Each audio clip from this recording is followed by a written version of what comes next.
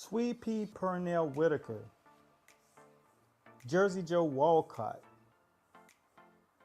Archie the Old Mongoose Moore, James Lights Out Tony, Georgie Benton. What do all these guys have in common? They were masters of the rolling shoulder and the Philly shell style. But what I thought it would be important to do is bring to you something that gave you an insight to what boxing truly is, and that it's come from an immense lineage, and that nothing that you see is new. The guys who actually did it better did it way back. So today we're gonna drop it. What is it? It's gonna start you off. It's a great episode for one. Second of all, it's a must watch because there are different varieties of technique and skill set that are in here. So you're gonna get an opportunity to see us show you the footwork that actually goes with the masterful science of not only the Philly shell, but the peekaboo as well. How does this all come together and make one unique, beautiful science? Pronate punches. I can't even begin to tell you, this is not the show that you do not want to miss. And we're gonna lead this off with some footwork. So no further ado, it's time to box.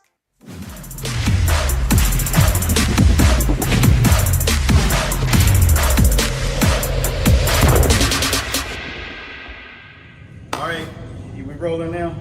All right, so what we're about to do now is the weave and pivot circuit. This is one of the more difficult executions in the footwork program, but getting a bird's eye view will really help you guys understand how maniacal and how just those tedious little things can make you be executing it wrong, or it could position you to be doing it right. So what we're gonna do is, today we're gonna walk the floor going down. Jonathan, so pay close attention because this is one that you in court on video too. So when you're doing the weave, I need my power in. So first principle, always keep your eyes on your opponent. When you're bending your knees, you're going down, you're gonna roll in the direction that your head is the way that you're gonna pivot. So you can get around your opponent and come back. So you walk that floor, you come here, and you roll up under. Boom, you can throw the shot, walk that floor. You go here, bam, walk weave, and you can come here. On the other side, boom, weave, weave. Now, knowing that my head is on the left, then that means I'm coming here. Boom, so 1, 2, boom. Keep my eyes on my opponent, 1, back under, bam. Set myself up with a left hook. If this hand is not up here, I will be countered by a left hook myself. So coming here, bam, posturing right. That's why in a peekaboo, it's important that you have over and under. And that's the weave and pivot circuit. So take your time, execute it, and look at it from the back. 1, and come up. 1, back here.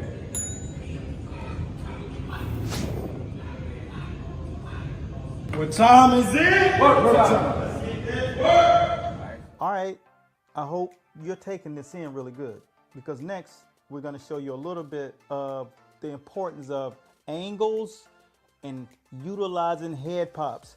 What benefits does it truly give you? So here's a couple of insights for some of the training that we do. Enjoy this next one. Swing and then you just throwing punches. One of the things that will happen to you, this is even all the way up. The guy will throw, and even when he knows you slide, he got to finish the combination because he got one more lucky try to get you too far out of his axis. So you can't really get that.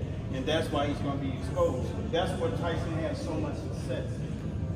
Zab Tudor really would have been that savage if he would have used the peekaboo more. He was so comfortable with the shell, and he wouldn't use his offensive prowess Even though he punched with that lightning, didn't use that prowess. He didn't use his stature in his favor enough. Except for Corey Spinks. And if you pull up Zab 2 with Corey Spinks, you will see fight the second fight. It was a beautiful masterpiece. That's where you'll see what you're doing. Really position it and say, oh, this is what you look like when you get this down in battle. Ready? Ready. Ready. Ready. Ready. Ready. Ready. Begin. 1, 2, hit. Back. Step. Step. 1, 2, hit. Back. Step. Step. 1, 2, hit. Back. Step. Step. 1. Now that was a good one. I told you. Now we're going to get into something that you learn when you're in our Peekaboo training program. Now, not everybody has these techniques that we're doing. These things that we're sharing are some of the secrets. Small amounts of them, but definitely secrets nonetheless.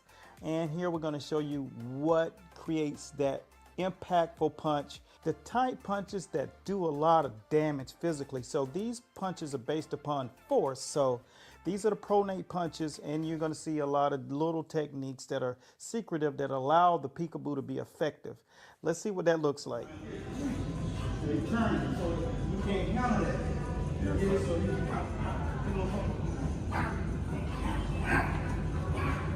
He can do that because he's coming like this. And he's throwing that jab over the top.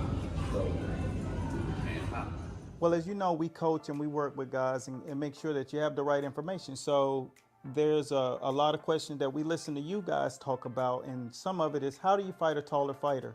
Well, here's some tips and a couple of things that'll let you know the importance of knowing how to utilize these techniques to fight against longer range fighters and being able to merge styles. That's what our system is based upon, merging styles. So let's see what Coach Bradley has to say about that. Always better, so you can, because you'll feel better like this because you cover more ground, but right here, you're gonna come back up more balanced. And you see when I go on my offensive attack, I'm with it. So to get to that point that you can do that, you have to get reps. It has to become second nature. You got to do it. Take your pants off, take your underwear off in the shower before you get in. You got to practice. You know, before you about to poop, hold it. Practice. You know what I'm saying? Let's get this work. Master boxing. Back. Step. Step. Under. Hit. Back. Step. Under. Hit. Back. Step. Under. Hit. Back. Step. Under. Pivot. Back. Step. Under. Good. Under. Hit. Y'all don't understand. This is what you call that super slick shit. Like a guy can watch you video, but they don't understand how is it happening because your footwork is maniacal. You get it? Step. 1, 2, hit. Back. Step. 1, 2, hit. Back. Step. 1, 2, hit. Back. Step. 1, 2, hit. Back. I told you it was going to be a very quick but insightful, and that's what we do in the School of Boxing. Last but not least, we're going to show you the matrix. What makes this style, this unique thing that Sweet Pea used to do, create that layer of invincibility and invisibility. This is the matrix on It's Time to Box. Check it out. Alan, we did this drill. You want to know, once people get it, they love it because it's like, yo, I can just see the punches coming.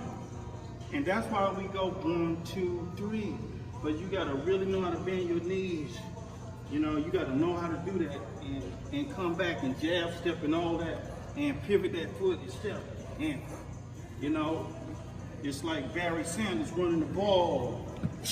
You know, you don't know what's coming. Like, I don't care how good your defense is. Floyd Mayweather got crossed up, you know what I'm saying, by Bone Collector. Like, you can't do nothing. That's the Matrix. You don't know what's coming. Period. So you cross people up. They're like, we do them legs bent. That's why we go 4 corners. That's the same breakdown when we do the 1, 2, 3. That's this. That Mike Tyson stuff, but it's broken down 1, 2, 3. I had to figure out how to teach people to get it because they couldn't get it. So I had to tell them, just like, take that one, shift this one, turn that, get back to center. And throw a punch nobody see coming. When you're on the side of somebody, they're looking at your hand, they're only looking under. Right? And especially when you're throwing hinge punches. You know, you're damaging people. And they like, they exhausted and they mentally exhausted. So you see how the legs is, look at the angle. Because the weight right here, as it shifts around. De La Hoya, Chavez, all of them ate that. You know what I'm saying? People try to do it, they don't know how to do it. They don't understand how much training the legs gotta go through. It's not just athleticism. Because if that was the case, everybody would know how to do the Matrix. Ready? Let's go ahead and do the 4. So to that step, that's all I want you to pop. Pop.